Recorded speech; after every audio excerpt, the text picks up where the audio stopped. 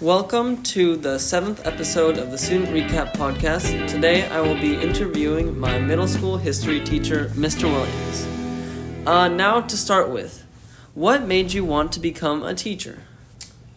Well, originally, my family is all teachers and educators. My grandmother, my aunt, Oh, I didn't know my that. mom all taught school, and I was in the aerospace industry, working in a public relations department for the B-1B bomber.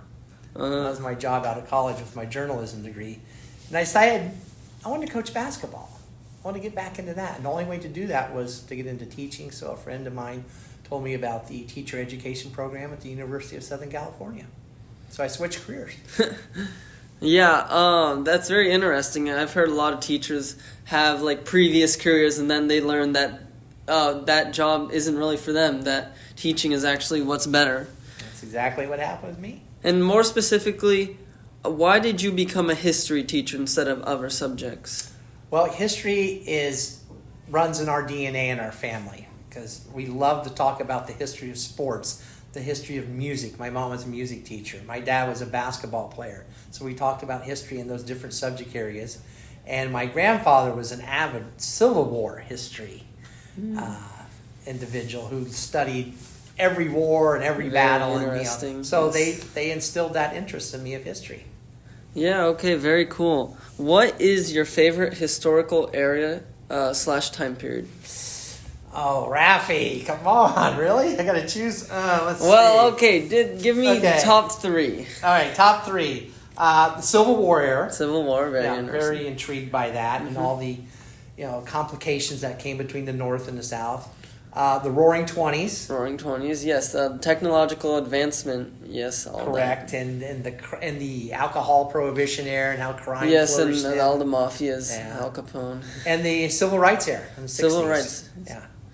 Yeah, so back to the Civil War thing, I actually had probably like great-great-great-grandfather that fought in the Civil War for the Union side. He was from Pennsylvania. The Roaring Twenties, to add on to that, I just find it very interesting. This is like more in the world of automotives, but how cars, they were so like strange looking back then, and now it's just like we have spaceships compared to How what they they've had. evolved is Yeah, how they've amazing. The evolved. technology. And Henry Ford, transformed American life with the Ford Model T. He made it affordable for the populace at large. So it wasn't just, exclusively for those who had money.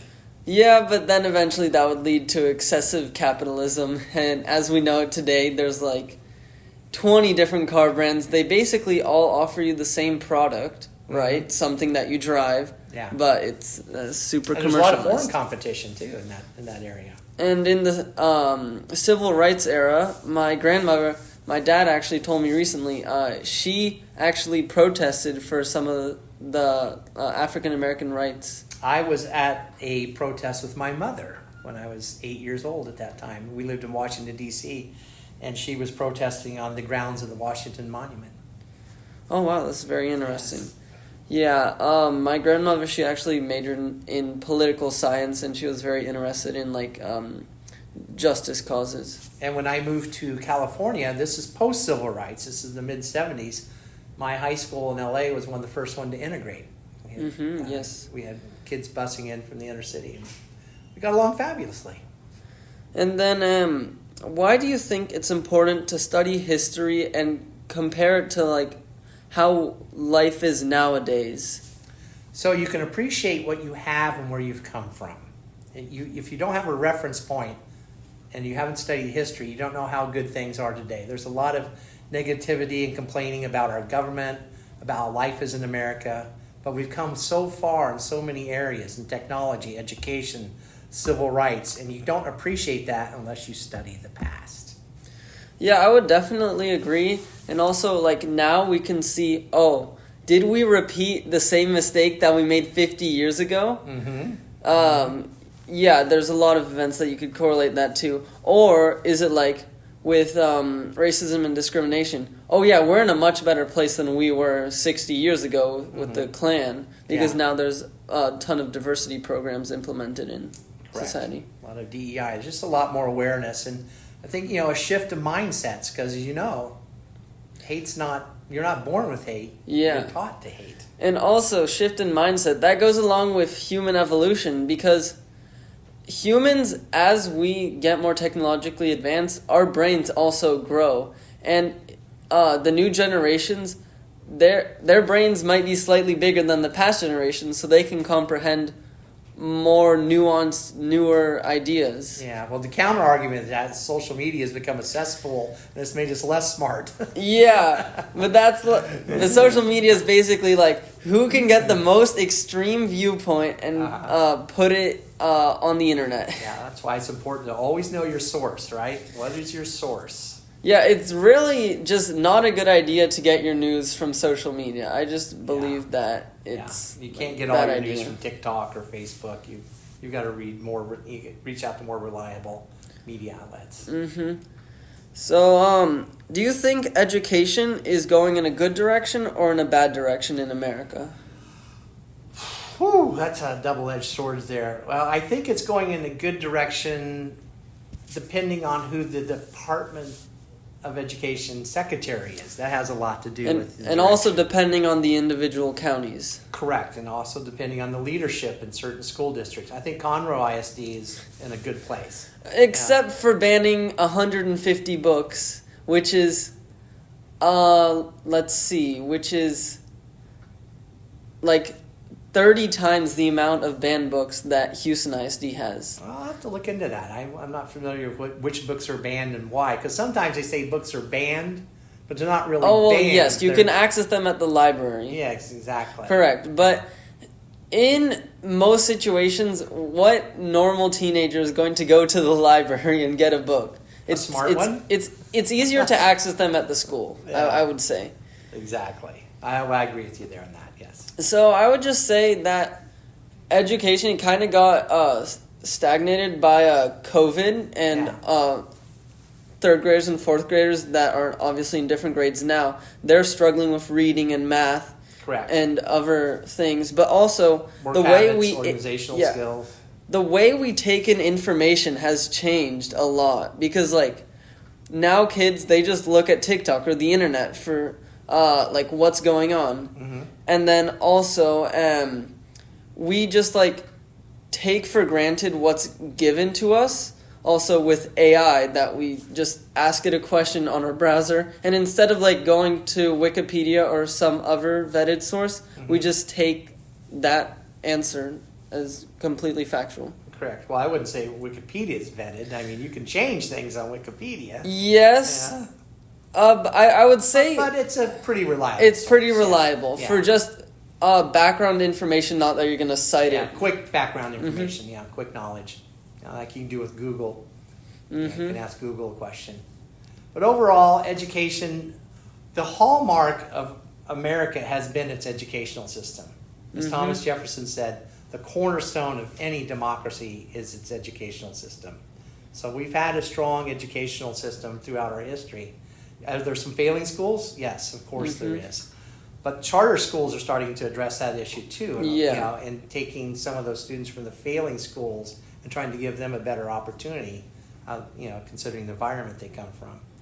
And parenting has a lot to do with education as well. But even now we're getting behind, let's say, South Korea or Taiwan or Singapore because they're basically fast-tracking their kids to become like high-tech workers for every single one of them. They go to school 6 days, 7 days a week too. Yeah. I believe in Israel it's 6 days a week, Sunday to Friday. Yeah, it'd be interesting to see how the school day and what type of subjects they take, like in South Korea. Yeah, and then interesting thing. So kids in South Korea, they actually go to school after school. It's like a secondary school. They take a break, they have a meal, and then from like 4 to 10 p.m., they're at their second school. Again, well, that's a cultural thing too. Yeah, it's a cultural Asians thing. place a premium on education for their children.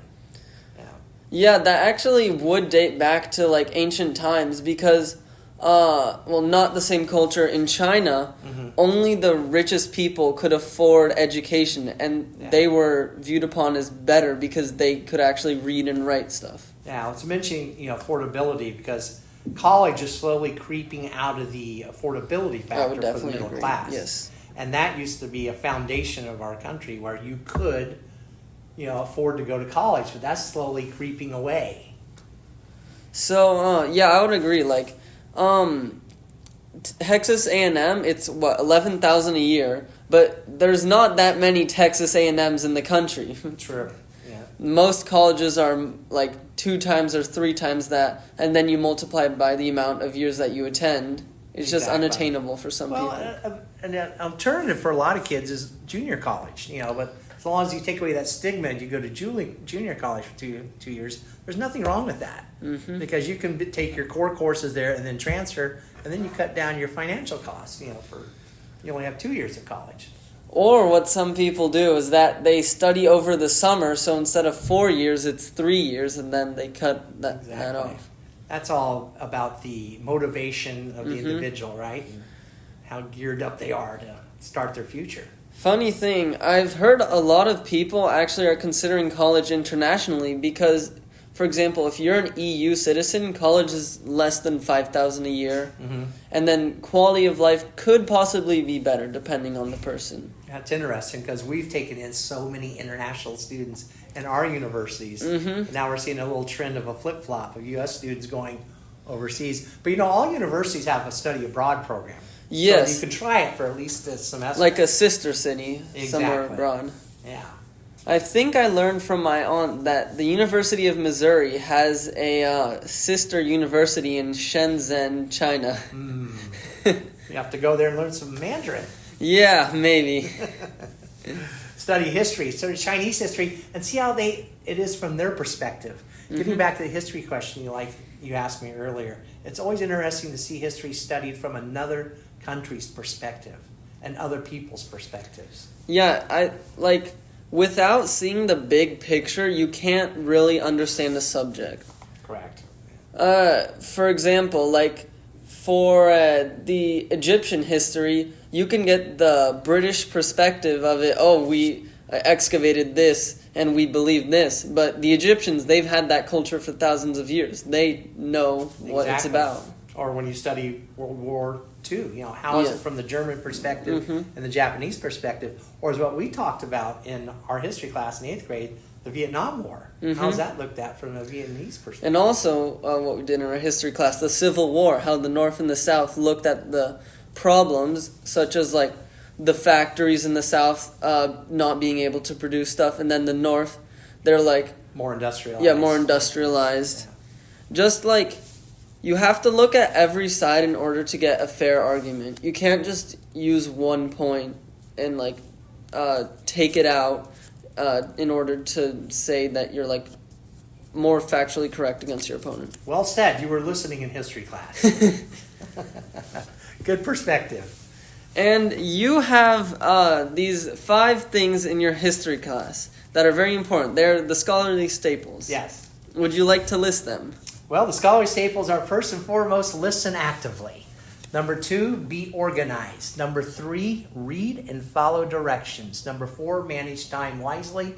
And number 5, be resourceful. I do that with all my classes because those are staples, should we say, quote, staples that transcend the classroom. These are things that are going to not only help you in the classroom, but they're going to help you in life outside these walls. I would definitely say they've helped me, and especially be organized more directly with my time, because time management, it's I need to do this homework now, or I can do this later and finish this other task. It's just very useful in later life. Well, you know what you did? You applied what you learned. Yes, application of what you learned and not just discarding it once you've taken an assessment is very important. Correctly. That's why number 1, listening actively. Mm-hmm. I think this will close our interview with Mr. Williams and I. Thank you for listening to the 7th episode of the Student Recap Podcast.